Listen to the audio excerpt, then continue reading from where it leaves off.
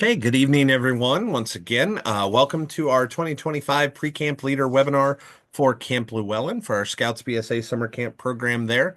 Very happy to have you all with us here tonight. Again, just reminder to pop any questions that you might have throughout the webinar into the Q&A box, and we will take care of getting those answered. If we don't cover it right away, we will take care of it at the end of the meeting, where we will have some time for other open Q&A for any other questions that might pop up or items that we don't cover as we go throughout the meeting. First, I want to start with some introductions. My name is Matt Kaufman. I serve as the camping director for the Greater St. Louis Area Council, working directly with our Scouts BSA and Venturing Summer programs. Also with us tonight, the 2025 Camp Leadership for Camp Llewellyn. We've got Sean Banks. Sean, if you want to say hi. Hello. Sean will be serving as our camp director. If you've been to Llewellyn in the past at different points, you probably have seen Sean either attending or last year serving as the business manager. And then returning for multiple years now as a program director at Camp Llewellyn, we have Dylan Seabaugh. Hello, hello. So they are here to help cover items tonight, answer questions, and get you all prepped to attend Llewellyn this summer. Again, we're very happy to have you attending camp with us. First thing I want to do as we get underway is bring your attention, if you have not already looked over the 2025 Camp Leader Guide, please do so. There's always some different changes or things that we want to make sure you get caught up on. The QR code on the screen will take you right to it. Or if you go to our website at stlbsa.org/camps and then navigate through to Scouts BSA and Venturing Summer Camps and then click on the Camp Llewellyn spot, you'll see the leader guide posted there as well, or on the registration page for camp. It's also there in the attachments if you're used to the Black Pug page there. So make sure you have that as your guide to help answer your questions as well when we're not here. The other thing that did get emailed out today to all of the registration contacts for your registrations for summer camp at Llewellyn was the 2025 program guide, which goes into a little bit more detail on some of the extras outside of the merit badge program that will take place throughout your week of camp. We had a lot of requests last year for some more detailed information up front for all of the camps, so those are being developed and put out in conjunction with the webinars this year. Always like to cover some of the upcoming dates that are important for summer camp for those attending. First one that comes up in just under a month now is our Camper Savings Day. That is the day that if you have paid in full on or before April 15th, you receive that $20 off, so that early bird rate. So make sure that your parents and all the scouts are informed of that. That only does apply to the youth fees. There are no late fees or any other changes to adult fees. Those stay the same throughout, no matter what. But that early bird savings day is coming up on April 15th. So take care of your taxes and also make sure that you're getting that those payments in to achieve the early bird savings for camp. We also have a very robust campership program in the council, and we want to make sure that finances are not a reason that someone does not attend camp. So we have our campership application that is currently live, can be found on stlbsa.org/camps under the blue resources menu. It's also linked if someone checks the box in their registration that they're applying for a campership, it will pop up with a link to the form as well to get that completed. So May 15th is the deadline to get all of those campership applications submitted. One trick to that system, the way it works and the two forms talk to each other, make sure that names and addresses match exactly on the camp registration and the campership application. That way the system knows they're talking about the same person and makes it just easier and less follow-up on your end that you'll have to do if something doesn't go through right. Final payments, if you don't hit that April 15th deadline, May 31st is when we ask that all of the final payments be made. There is a slight price increase after that date, so starting on June 1st. So just keep that in mind as you get closer to the beginning of June. I will mention also if you had scouts that recently crossed over, anyone that is registered into a troop on or after February 1st qualify for that early bird savings discount no matter what. The trick is they have to be registered in a as the new scout registrant type in the registration. So if you have someone that fits that criteria and you registered them as a regular camper, just let us know. You can email us at help@stlbsa.org. Again, help@stlbsa.org. And we can make that change for you if you can't figure out through the additional actions menu on how to change that participant type. So we ask that you be honest with that and don't abuse that registrant type. Just utilize it for those new scouts who are crossing over to help make sure that they get that discount no matter when they can pay in full. We don't want that to be a deterrent for those that are just joining the program. Moving on, just another thing, and we'll talk about the refund policy more in depth here on this screen as well. Um, the QR code that you see is to the refund request form. So if you do have any refunds that need to be requested, that QR code takes you there, but also under that same resources menu at stlbsa.org/camps, you can find the 2025 refund request form. There is a change in that refund policy for 2025. So just be aware of that. It's a little bit more clear on a few things. One thing not necessarily related to the refund process, but that I want to mention is if you have any youth spots who either don't have names assigned to them or don't have at least a payment of some sort made, we posted the actual policy says at least $85 paid as of April 15th, we're going to remove those spots from your registration. The last several years, we have had people arriving at camp and have a large number of people that then aren't attending. They were just blank spots, they never paid for them. So, in our mind, we're planning for more people than actually show up. So, we want to avoid that as much as possible. So, if there's unassigned spots, hanging out there after that April 15th date, we're going to just remove those. You can still add people back in. If you have people that confirm after that date, you'll add them in, you'll make that payment, and that'll be fine. But this is just a way on our end to make sure that the numbers aren't overinflated heading into camp as we begin buying supplies, planning on different things. And that way we just don't have a large drop off between now and the beginning of camp. So all of the refunds, any request that comes in, must be, we're asking for those requests to come in at least 30 days prior to camp. So that is essentially for almost any reason, if it's at least 30 days prior to camp, they're going to get that refund. All refunds this year are going to be minus a 10% processing fee. There's credit card charges, there's other things, processing fees on the backside that we have to pay. So in that case of those refund requests, we're going to be that there's just going to be that 10% processing fee.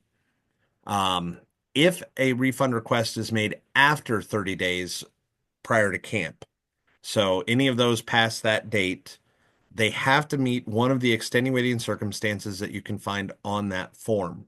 So it's things like a death in the immediate family, sickness, etc.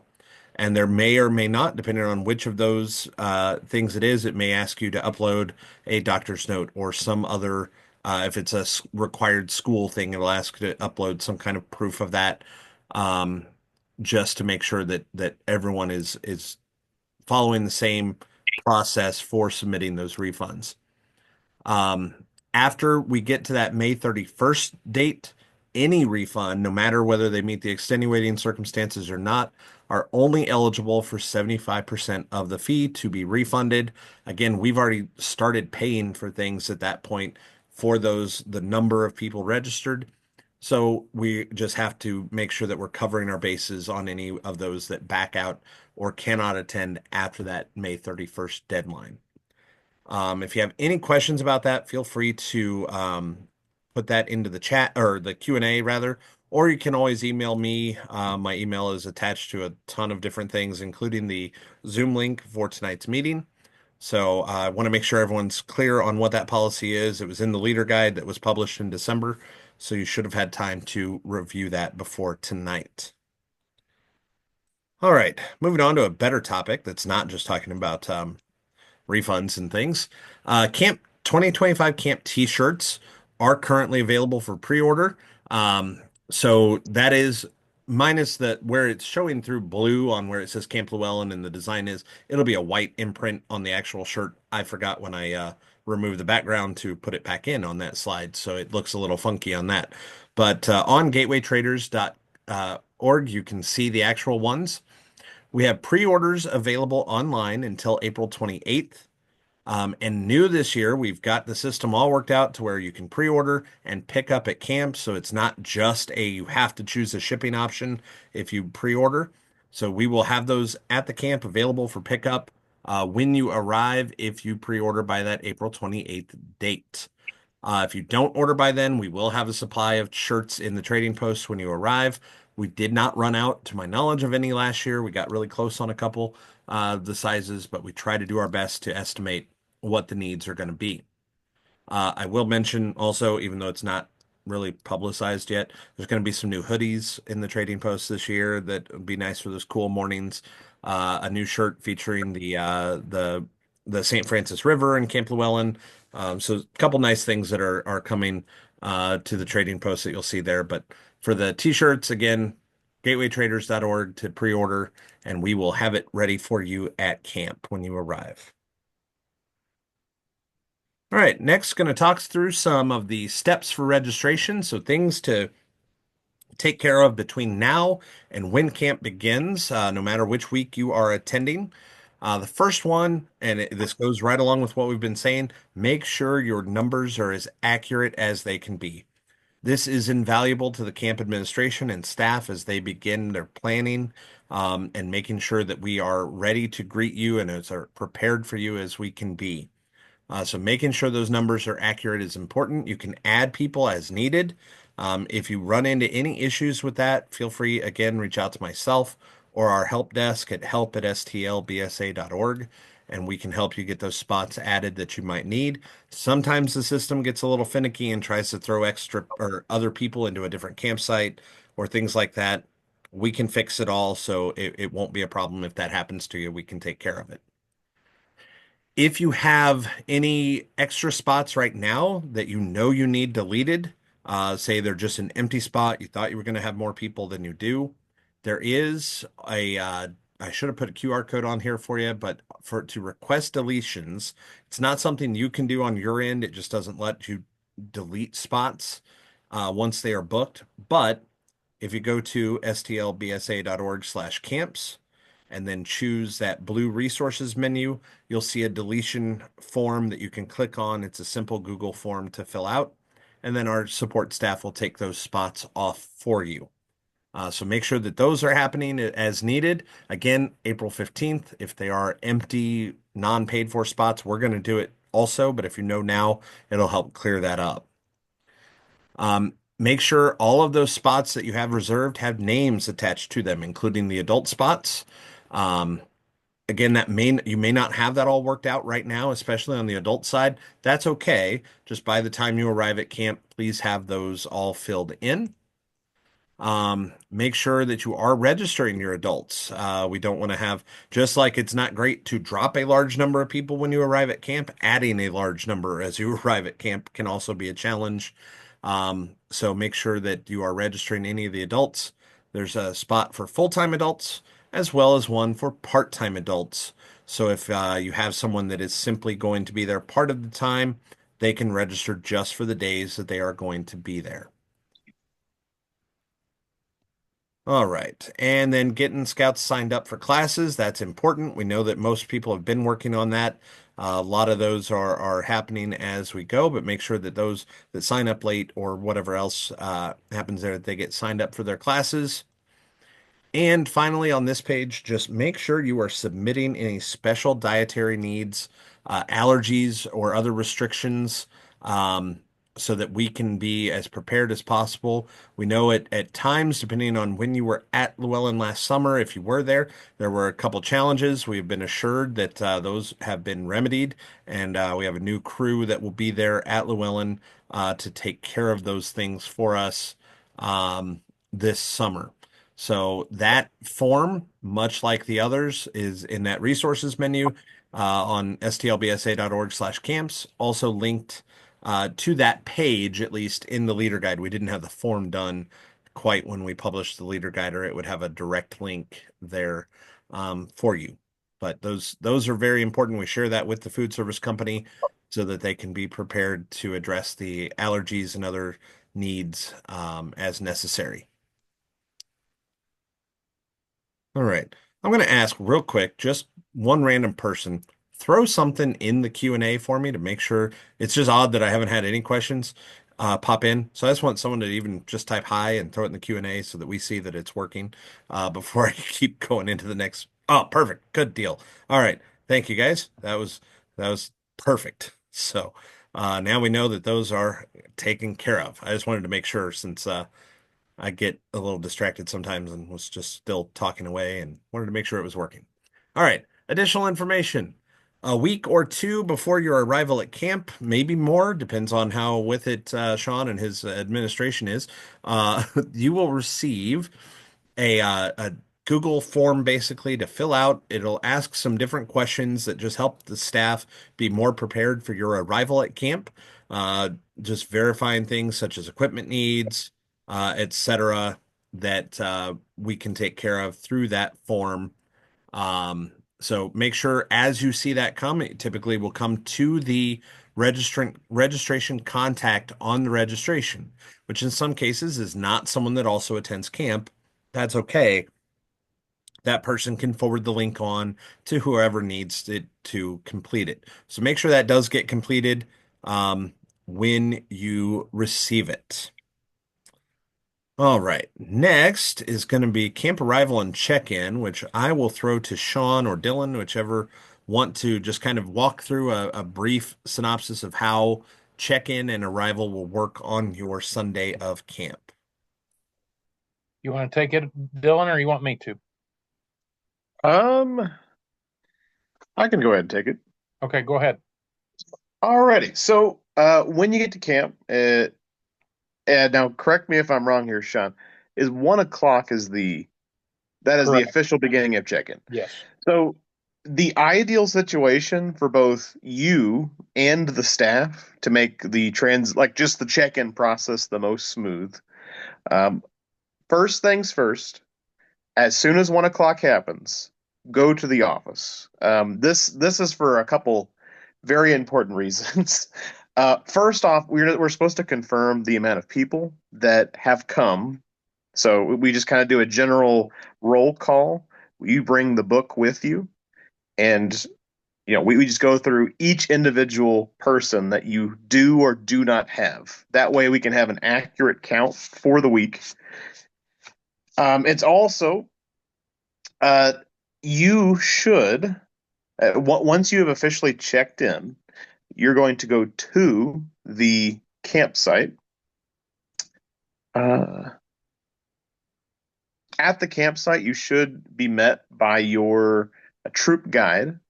The troop guide, they are there to do your medical check-ins alongside another 18-year-old scout. We ask that you have your updated medical forms with all of the proper signatures and things that you need. For the youth, they're required to have a signature by one of their guardians. This is supposed to be a consent to care. That's like on one of the very first pages, and we have to have a signature by a doctor. If we don't have either of those two, you might be asked to leave camp, depending on the scenario. Just it's we're wanting to make sure everyone is safe. We want to make sure everyone's medical needs are met. So it's important to have accurate and updated with signatures medical forms. Once you've gone through all of those medical forms, the troop guide will then proceed to take you on a tour of camp. along the way, they'll point out different areas of camp, such as like where certain merit badges are, where certain locations are in camp. But the main two focuses of the tour will be the dining hall and the pool. The pool is where you'll do your swim checks. If someone that is enrolled in the swimming merit badge is unable to successfully pass and get blue swimmer, they're often enrolled into the beginner swimmer program with the hope that by the end of the week they will have passed their swim check. And they'll also run you by the dining hall for the specific purpose of just telling you what the procedures of the dining hall are. And then we will have right after dinner, which dinner is going to be at 5:45, and we at the flagpoles for the first retiring of the colors for that evening. Have dinner, and then directly following dinner, there will be a few meetings. You have meeting one. There's an adult leaders meeting. There is also a leaders meeting for the SBLs of your troop, and I believe there's also one for the Wayfinder program, the first year program we have at camp, and the Apex program. And then we'll have our initial campfire program. You will meet at the flagpoles in front of the dining hall at 8:15, and you'll be guided to where our campfire is that evening. In general, that is our standard check-in process. All right, Dylan, thank you. Again, those kind of things, if you have additional questions about check-in, feel free to reach out to Sam or Dylan ahead of time for camp, and they can help square that away for you to make sure you are prepared. All right. So Dylan mentioned a little bit about the BSA's annual health and medical record, or the health form, physical form, whatever you want to call it. So those health forms, as he mentioned, are required for all attendees, and they must be on the official BSA annual, now Scouting America. I didn't even think to check that. The Scouting America annual health and medical record form. School physicals don't count. They have to be on the actual form. Um, so you'll see that on the screen here. Under 72 hours, if someone is staying under 72 hours, they only need parts A and B. Everyone else has to have part C as well. And the form needs to be completed, including that physical exam, which is part C, conducted by a doctor or a few other um, participants or medical professionals that are on that list on the form can also sign that, but that has to be within the last 12 months. So if that basically, if you the form is good until the last day of the month, 12 months after you completed it. So if you have one that you did on June 15th of 2024, that's good until the end of June 2025. So you may, depending on when a medical form was completed, the physical exam last year, it may still be good for this summer. Just make sure you're checking those early and know if someone does need to get that completed. And take some time to collect these before camp and look over them, make sure they are complete before you arrive at camp. It will save a lot of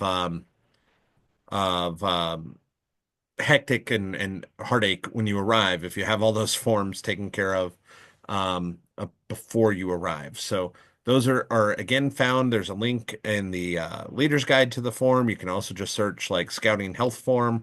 It'll pop up. Um, and then I think we have it linked on our resources menu as well for you that we've mentioned a few times this evening. New for 2025, though, is this new parental release form. So it is linked on the registration page. It's available out there for you to get taken care of. The biggest thing, every scout, any youth under the age of 18 attending camp needs to have one of these completed. There are certain things in our national camp standards and certain programs that require us to have parental consent, especially our range and target activities, for everybody that's attending. Um, so we need these forms. It's a new thing for us this year, so that we're trying to make sure that the word is spread out there to get these completed. You will turn these in as part of your check-in process. So make sure that you are working to collect them early And as I just mentioned, the forms are going to be turned in at check-in at camp. So this essentially is just our way of knowing that the parents understand what kind of activities take place at a scout camp and they are okay with their scouts participating in them. One of the good things, if you have scouts that in the past have done specialty programs like the Cowboy Action Shoot program that required a waiver to be signed, that's included in the language on this. So it's one form and then they're good. So again, every youth that's attending must have this form, must be signed. So make sure that you are working on those early on so that we don't run into issues when you get to camp. All right. Oh, and another fun animation that I didn't know was there. All right. So, we'll mention very briefly pre-camp swim checks. They are encouraged. I say strongly encouraged because it can save you so much time on your check-in day. It's great to have that part knocked out. So if you're unfamiliar at all, the swim checks are an annual process that needs to be done for everyone to determine each individual swimming ability group so that we can safely get them into the water. There is a scouting swim classification record that you can fill this in on. Um, you must have a certified lifeguard, does not have to be a scouting lifeguard, but Red Cross, whatever certified lifeguard performs the test, and then that form is completed, turned in to the aquatics director at camp. Um, Also include a copy of the credentials of the lifeguard that performed the test for you. And understand that if by chance the aquatic staff sees someone that they just don't think is really up to the level that their swim check says they are at, they have every right to retest that scout to make sure that they are safe in the water. So again, that form is available out there online. Um, Make sure that those are done by a qualified lifeguard and that you have that form with you when you arrive. So before we transition into more of the program information, I got one question that I flagged to answer live because I thought it would be good to give everyone the information. So part-time adults, the payment the way the payment is set up for that is a little funky in the registration system. So there's a spot to list part-time adults, but then it doesn't list the fee directly next to that person's registration like it does for everyone else. For whatever reason, and honestly, we don't know why it is this way, and Black Pug has not really given us the any kind of answer for that. It puts the payment and the amount due underneath the registration contact at the top of the page for whatever reason. So you'll select a part-time adult if you're going to register them. You'll do the check boxes on which days they're going to attend, and then it will populate that fee that is due up underneath the registration contact.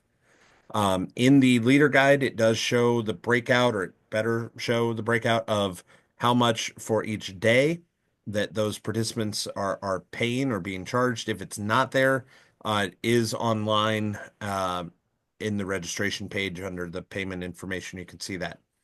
So again, it's unfortunately it's not very streamlined where that is, so it is a little goofy, but it does show up under that registration contact for all of those part-time leaders. So Glenn, I hope that answered the question that you put in there. Um, if you're struggling with any of those part-time leader issues, just reach out to us and we will help you through it. But yeah, it's not the most intuitive part of that system, unfortunately. All right. So now, if this is usually a part that people get happy when I'm helping run a webinar, when I don't talk much more, and we'll turn things over as we move into the program side of things for summer camp this year to Dylan and Sean, and they can cover these in whichever way they feel to do. The first thing that we have a small agenda that things will pop up, but if Dylan or Sean want to talk about other things, that's perfectly fine as well. So I'll just kind of click through the slides here and get the first one up, and then I will hand it off to you guys. All right. So the first program on the screen here is the Wayfinder program. Now, depending on how long you've been in scouting, you might know this as the Voyager program, but it is the curriculum is slightly changed. Initially, this was intended as like just a first year program, and that's what it was. We're covering certain requirements of different ranks. Now, instead of them having to go through every single rank, where that's taking away time they could be doing merit badges during their first summer, this basically has individual classes for different ranks. So as you see here, sessions available: Scout and Tenderfoot, second class, and first class. Those are three different classes.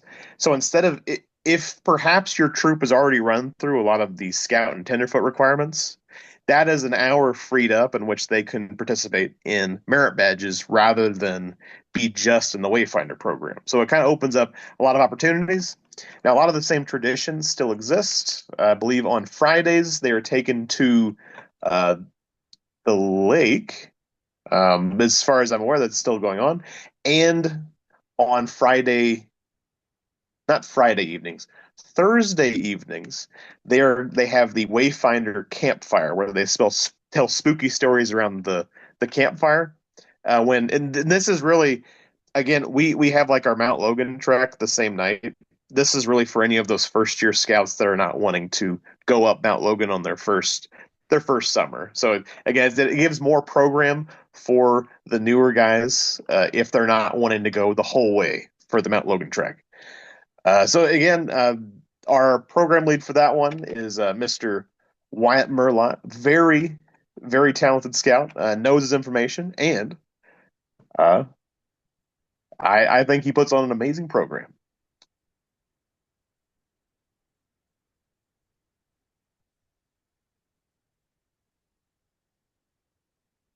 I already see a typo on this one, so my apologies for that. Not saying earlier than 5. I didn't catch that when I was working through slides.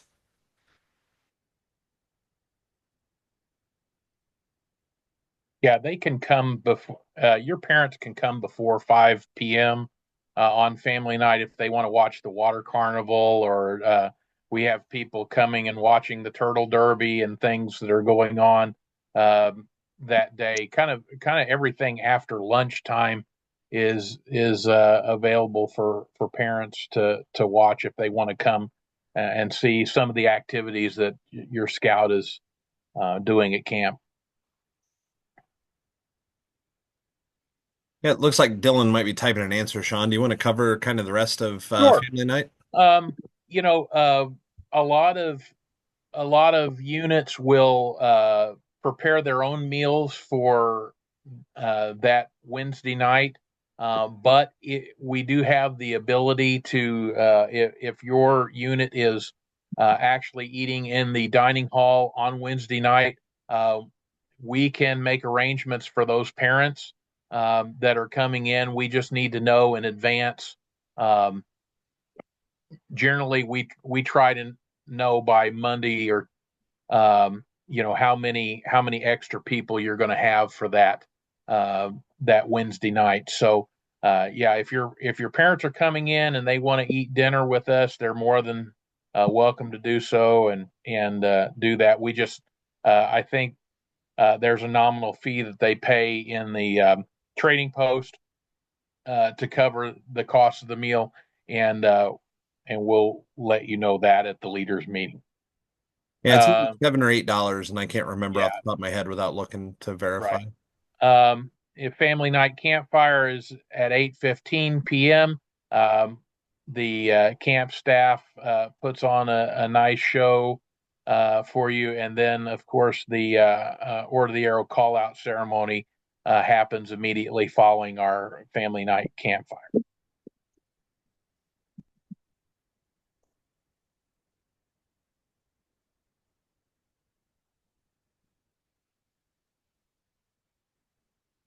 I think Dylan's still frantically typing, but Are you, Dylan? Are you typing information to John? Yes. Okay. Uh, I'll go ahead and talk about our specialty programs. We are the only uh, property in the council that is located on a river, and so we have the great opportunity to be able to offer float trips on the St. Francis River.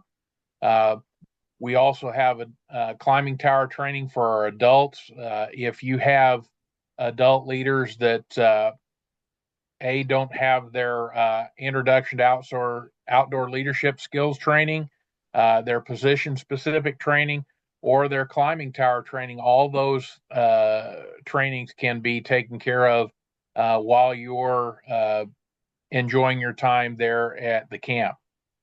We have a Dutch oven cook off on Wednesday night or Wednesday afternoon as well.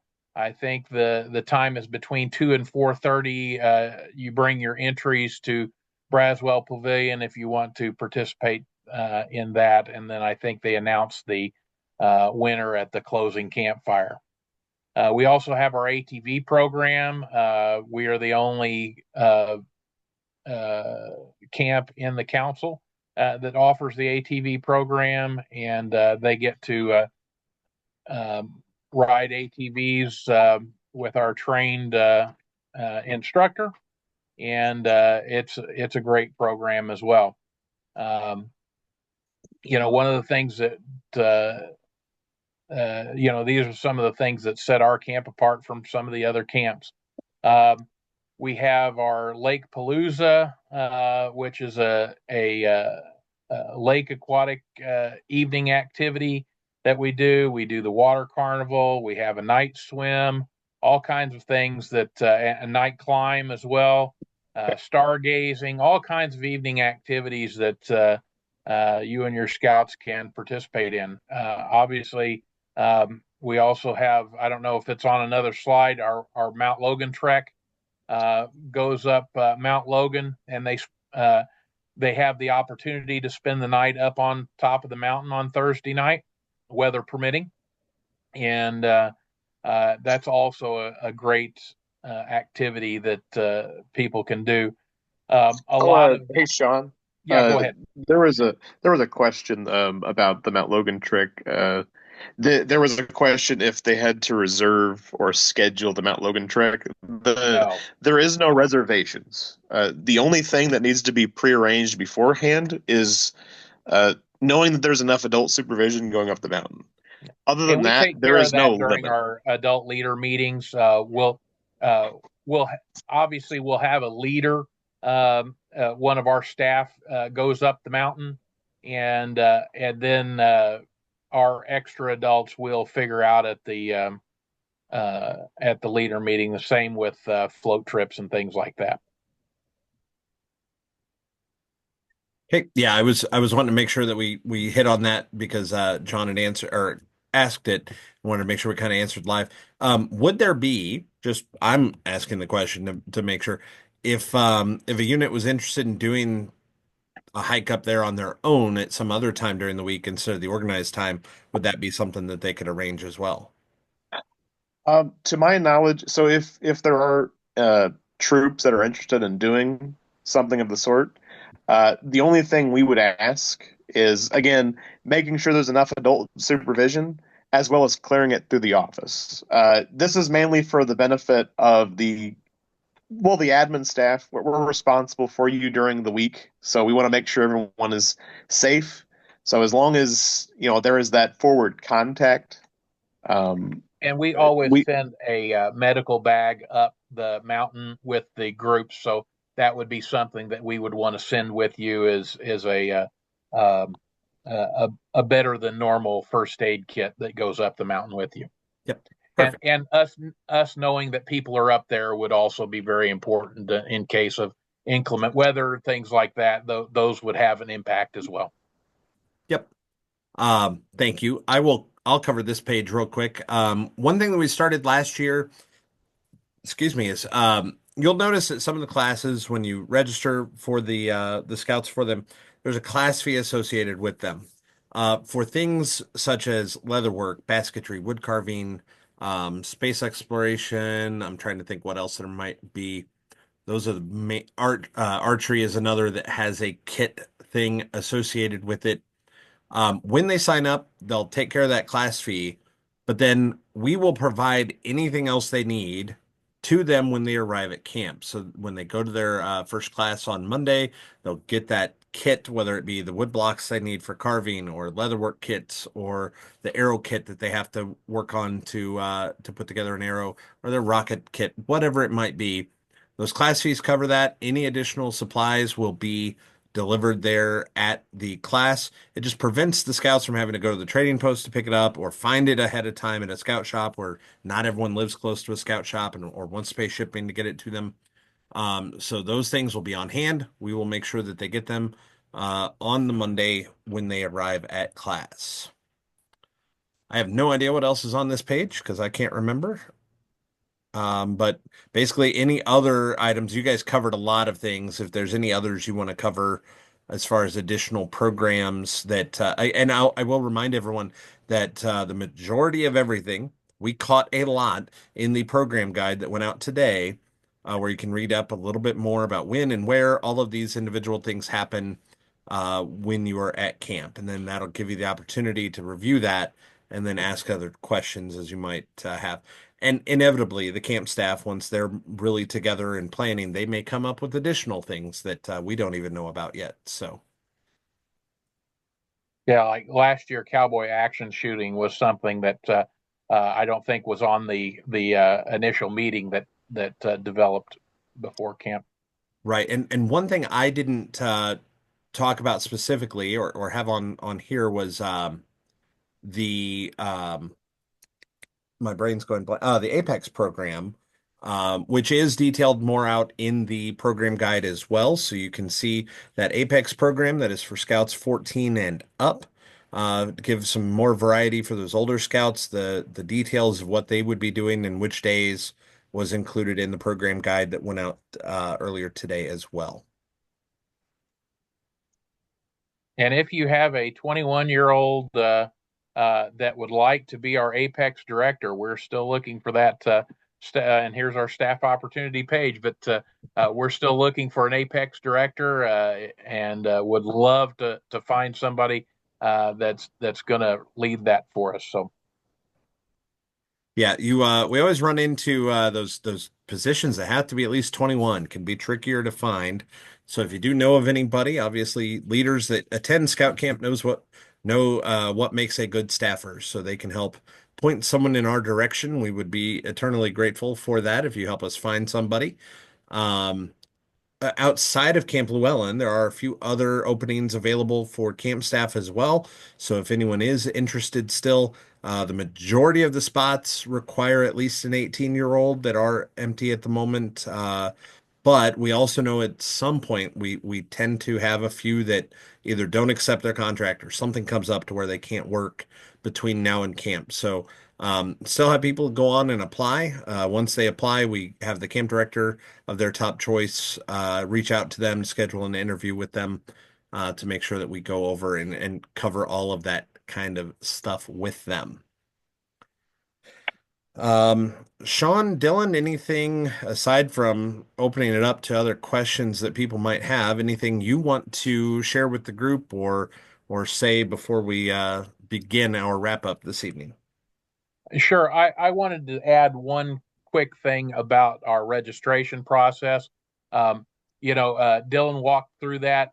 When you come and initially register, you'll have one of your adults come into the camp office and meet our business manager and get certain things and all that. And one of the things that we like to do there is we'll have what's called the Lewallen Turtle, which will have a lot of information on it.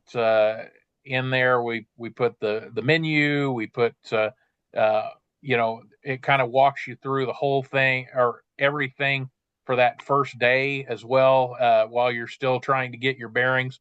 And one of the other things that we implemented last year was remind text that uh, cell service is kind of iffy at Llewellyn, but it worked really well for a lot of folks.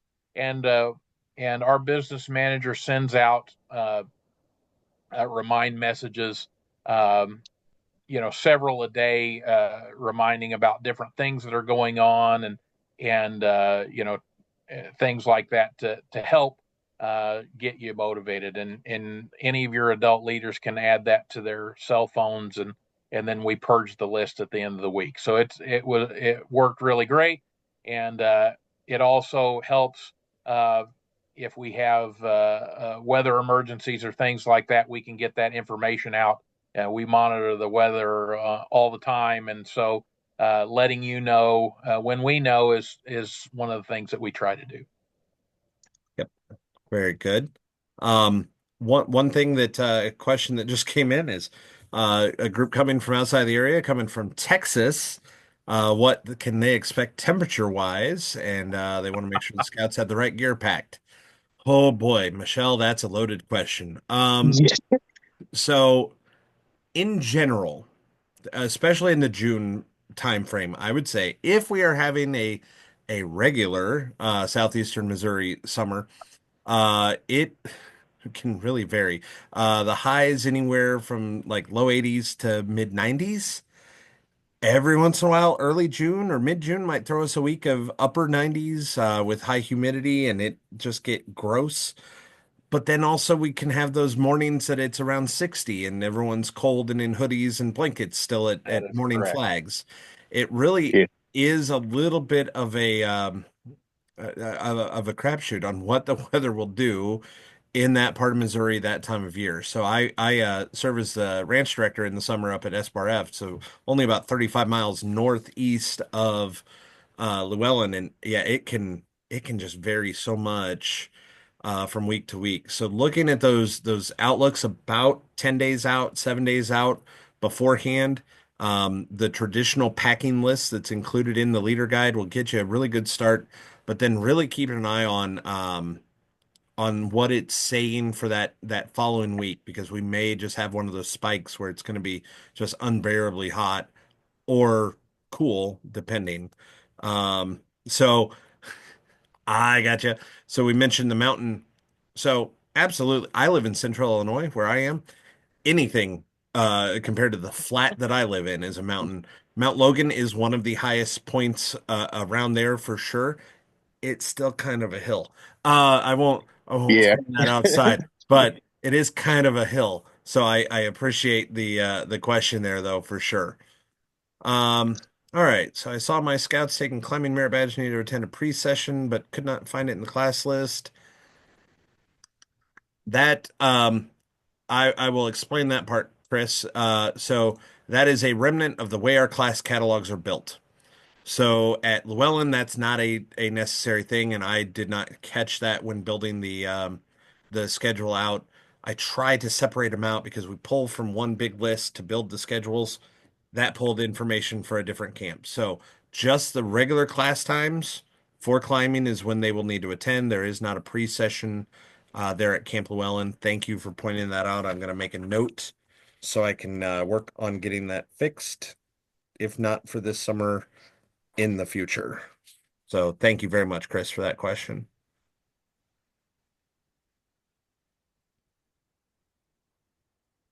It's the good and bad of having multiple scout camps. When we try to make things easy and have one system, then it sometimes we don't catch every little thing, and we really try to. So we want you to have accurate information as you prepare your scouts for their week at camp. A couple of changes to our program for those that have been to Llewellyn before. Fishing merit badge has been split into two. There is a fly fishing merit badge, and there is a fishing merit badge. And signing up, if you want both of those merit badges, you do have to sign up for both of those merit badges. On the other hand, we have something called Beastmaster this year, where your scout will be able to scouts that take that merit badge should be able to uh, earn both bird study and mammal study at this in the same uh, course. So just make sure on all of our program, uh, or all of our merit badges, that you're looking at those prerequisites and making sure that your scouts have those to bring to camp. Yep. Great points. All right, so this is normally when about three questions pop in, but I'm going to say it anyways. I don't see any other questions right now. So, I do want to thank you all for taking some time to be with us here this evening as we see, there it went.